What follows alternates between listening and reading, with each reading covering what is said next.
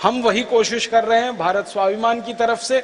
और पहला प्रयास हमारा ये है कि लूट का पैसा जो नेताओं ने रखा है अपने नाम से, ये भारत में वापस आए। आप बोलेंगे कैसे आएगा? 4 रास्ते हैं इसके आने के। पहला रास्ता है संसद के द्वारा प्रस्ताव पारित करा के इस पैसे को लाया जाए। संसद में प्रस्ताव क्या कराना है?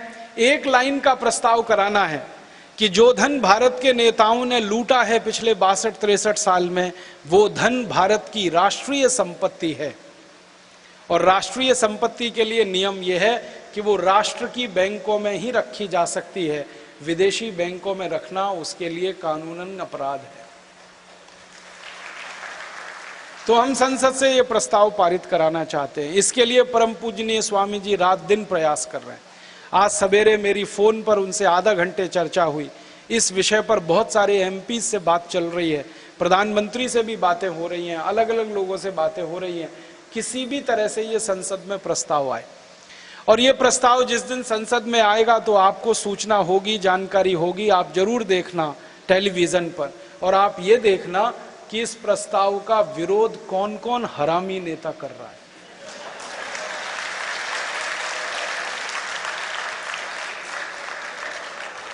जो विरोध करेगा, पक्की बात है, हरामी वही है, भ्रष्टाचारी वही है, धन उसी का है, वही ना विरोध करेगा, और कौन करेगा?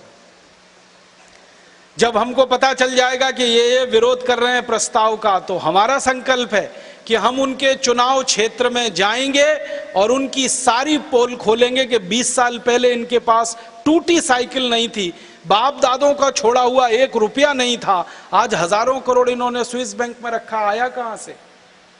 और चुनाव क्षेत्र में जब उनकी पोल खुलेगी तो लोग खुद ही उनको सजा दे देंगे और अपना न्याय खुद से अपने हाथ में ले लेंगे। हमारी तो कोशिश है कि इस रास्ते में रोड़ा अटकाने वाले किसी भी नेता को छोड़ने वाले नहीं है हम। अंग्रेजों को नहीं छोड़ा तो इनको कैसे छोड़ देंगे? और इनके लिए कड़े कानून की व्यवस्था है। क्या होना है? स्वामी जी कहते हैं कि बिजली के तार से उल्टा लटकाएंगे और नीचे आग जलाकर उसमें मिर्ची का पाउडर झोंकेंगे।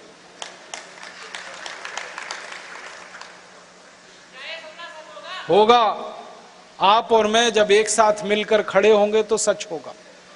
जब अंग्रेजों को भगाने का सपना सच हुआ,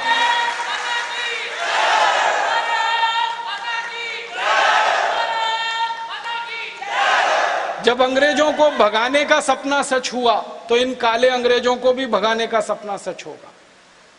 बस कुछ समय का फेर है। वो 2 महीने, 4 महीने, 6 महीने, साल, 2 साल, 2 साल से ज्यादा नहीं, क्योंकि भारत स्वाभिमान का संकल्प है कि सब कुछ 2 साल में कर देना है।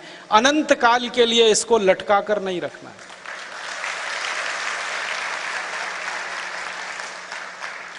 संसद में अगर नेता मान जाए, प्रस्ताव पारित हो जाए, कानून बन जाए, तो स्विट्जरलैंड से ये पैसा चुपचाप आ जाएगा और दूसरी बैंकों से आ जाएगा 110 लाख करोड़। और अगर संसद से नहीं हो पाया किसी कारण से, तो हमारी दूसरी तैयारी है, और वो तैयारी ये है कि अगर ये वर्तमान संसद हमारे इस रास्ते में रुकावट बनती है और हमारे सपने को पूरा होने से रोकती है, तो पूरी संसद भवन को हम बदल देंगे और उसमें नए नेताओं को चुनकर लेके जाएंगे जो इस काम को करेंगे। हमारी तैयारी है कि देश में से 350 से 450 एमपीज को जिता कर लाएंगे और इस एक विषय पर संसद का प्रस्ताव पारित करवाएंगे। ये भी तैयारी है। और इससे भी आगे की तैयारी है, 31 राज्यों की विधानसभाएं रास्ते में रुकावट ना बने, उन विधानसभाओं को भी बदल देंगे, क्योंकि प्रजातंत्र है, लोकतंत्र है। अब राजाशाही नहीं है कि राजा का लड़का भी राजा हो जाए और उसका भी लड़का राजा हो जाए। लोकतंत्र की शक्ति का उपयोग करेंगे। संसद से करवाना है ये काम। वर्तमान संसद करे, नहीं तो नई संसद करे। फिर उसके बाद तीसरा रास्ता है, और वो रास्ता है सुप्रीम कोर्ट। हमारे देश में एक बार सुप्रीम कोर्ट में एक मुकदमा आया था, आपको याद दिलाता हूं। नरसिम्हा राव इस देश के प्रधानमंत्री थे। उनके जमाने में एक यूरिया घोटाला हुआ। 133 करोड़ रुपए का पेमेंट किया गया, यूरिया का एक दाना भारत में नहीं आया। जांच हुई तो पता चला 133 करोड़ रुपए स्विस बैंक में जमा हो गया, और जांच हुई तो पता चला नरसिम्हा राव के बेटे के खजाने में जमा हो गया। सुप्रीम कोर्ट ने आदेश दिया